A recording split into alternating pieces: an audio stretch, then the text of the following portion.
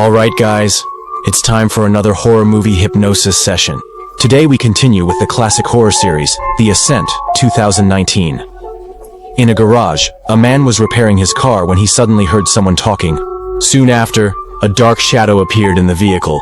When he opened his eyes, strangely, the shadow had vanished. Not long ago, Joel's wife had died in a car accident. Since his wife's death, he has been experiencing these problems. Now he has a child who needs his care and attention. To overcome their grief, they moved to live in a remote forest. So Joel found a job here repairing cars. After work, Mason's tutor was about to leave when she suddenly discovered some strange statues in Joel's house. Just looking at it was creepy, so the teacher was scared and quickly left. That night, while Joel was playing with Mason, the door of the toy box suddenly opened nearby, as if releasing some evil force.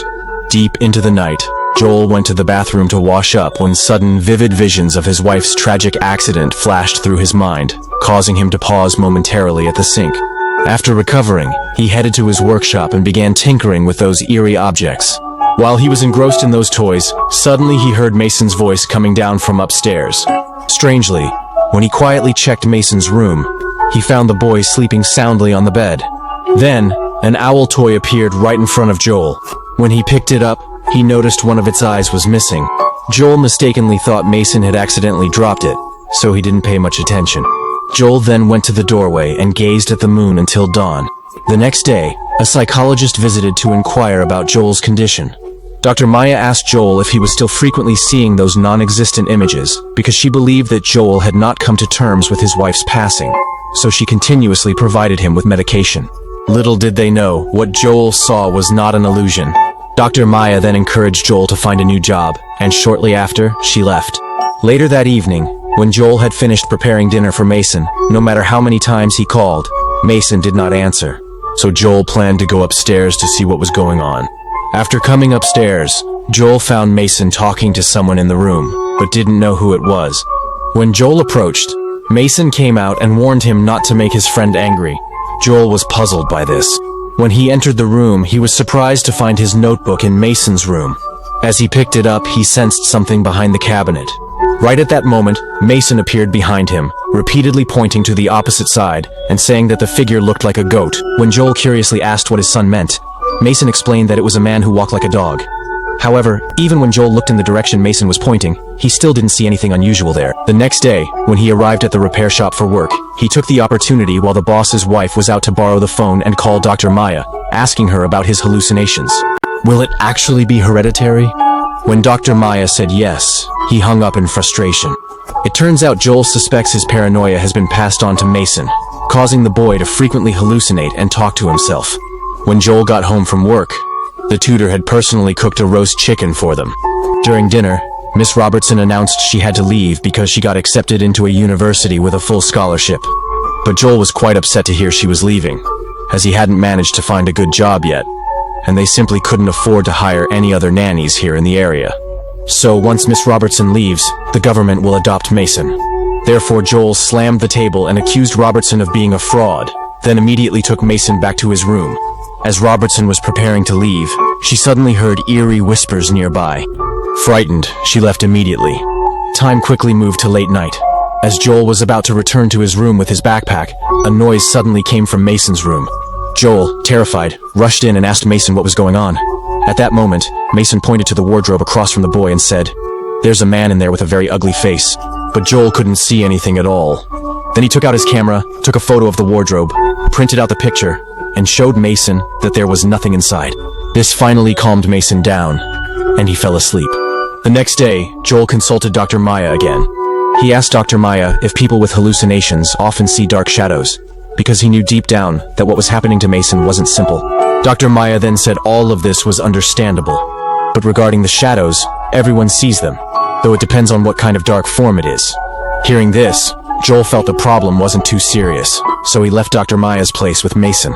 After returning home, just as Joel and Mason got back to their room, he found his notebook had again appeared in Mason's room.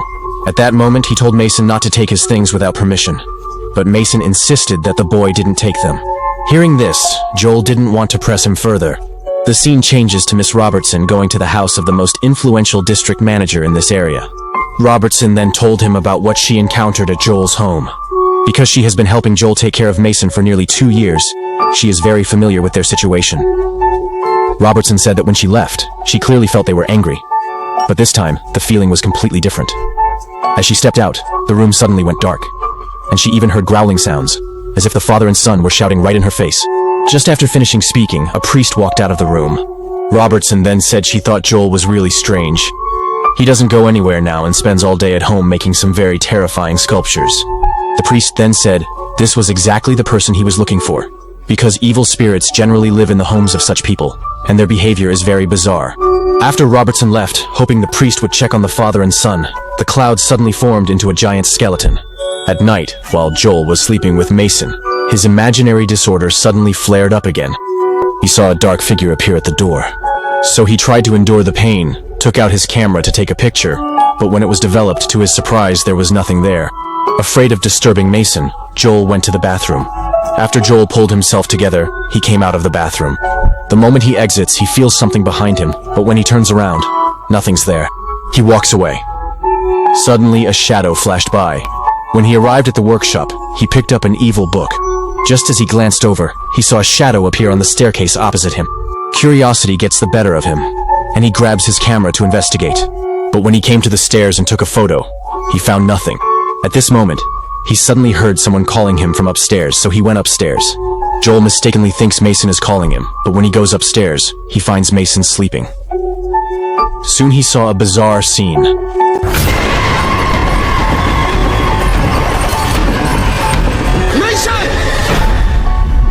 The next day, the priest and Michael planned to visit Joel's house after having lunch. But as the priest sipped his coffee, something caught his eye. One dark figure looming outside the window. After witnessing the scene, the priest immediately felt they were drawing nearer to the evil entity. Soon after, they went to Joel's house, but to their surprise, he was having a seizure. Then he heard someone knocking on the door and fell down the stairs. Seeing this scene, Michael quickly broke down the door. When Joel woke up, he had no memory of what had happened. After Michael and the priest explained the situation, Joel led them to Mason's room, only to find that Mason had already been possessed by an evil spirit and was starting to exhibit abnormal behavior. When the group arrived downstairs, the priest told Joel the truth, and the only way to resolve the matter was through exorcism. But Joel completely did not believe what the priest said, even though he seemed very serious. In the end, Joel reluctantly chose to compromise, hoping to keep Mason safe. Then Michael called in a doctor named Hawkins. At this moment, they once again went to Mason's room. Hawkins used a stethoscope to diagnose the child and found that everything was normal. He was just in a deep sleep. But exactly when the boy would wake up was completely unknown.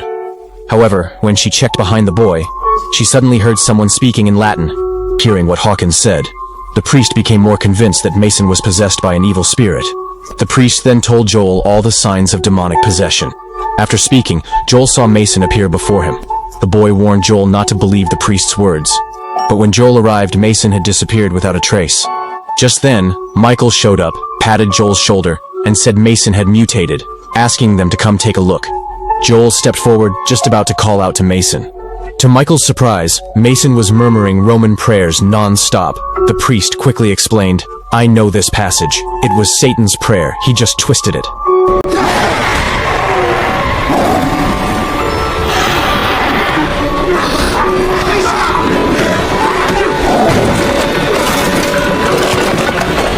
Once in the living room, Joel said he believed what the priest had said. The priest tells Joel that he has spent one half of his life dealing with evil spirits, and that it will take him 18 hours to completely rid Mason of this evil spirit. After that, the priest instructed Michael to prepare the necessary items for the exorcism. Then, he told Joel to temporarily restrain Mason. But when Joel entered Mason's room, he was shocked to find that Mason's eyes had turned white, and so he started relentlessly brainwashing Joel. Suddenly, an evil spirit appeared behind Mason. Fortunately, Joel was awakened by the priest. After Michael returned, they quickly entered Mason's room to begin the exorcism ritual. But at that very moment, outside, Joel suddenly had a paranoid episode. He turned around and saw the camera fall on the ground. Just as he reached down to pick up the camera, something suddenly darted across on the other side. Driven by curiosity, Joel went up to check the situation. When he entered the room, he noticed something across from him. He then aimed his camera at it and took a photo, but the flash was too quick, and he couldn't see clearly. When he came to the doorway to check, he suddenly noticed that Michael seemed to have been sprayed with something on his face. Right after that, he ran out from inside. When Joel stepped closer to look, he saw that Mason had been completely covered. After washing their clothes and calming themselves down, they resumed the exorcism ritual. While Joel was outside hanging laundry, Dr. Maya had already come looking for him. After Joel's explanation, he brought Dr. Maya back home. As soon as she entered, Dr. Maya heard screams coming from the room. Dr. Maya went upstairs and couldn't open the door despite her attempts. She yelled at Joel and told him he had 15 hours, or she would call the police and have them all arrested for child abuse. After saying this, Dr. Maya went to the bathroom to check if Joel had taken his medication. But just as Joel was waiting outside the door, Mason's voice suddenly came through the air. As Joel turned his head, he saw smoke swirling in the room opposite. When he looked closely, a dark figure appeared on the other side and kept talking to him.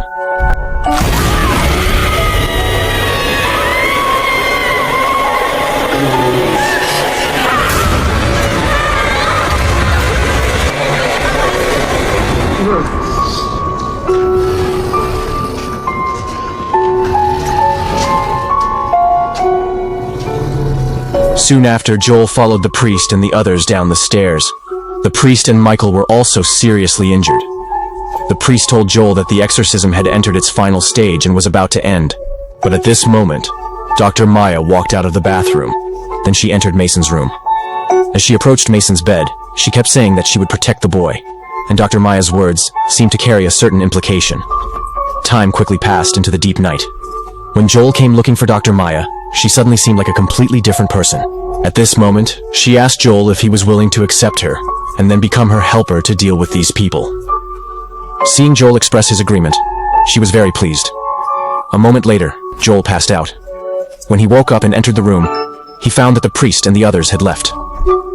Moreover, the Mason on the bed had become himself.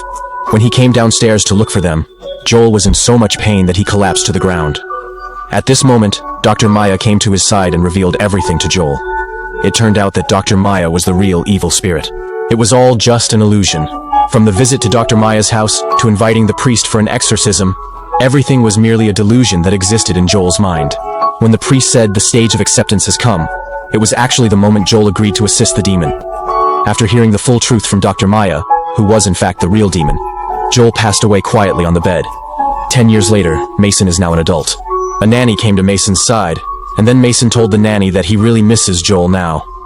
After comforting Mason, the nanny left shortly thereafter. Mason took a photo album to his closet, switched on the light, pulled out a box, and placed the photos inside. Shortly after it closed, the evil spirit appeared once again before his eyes. Thus, the story ends.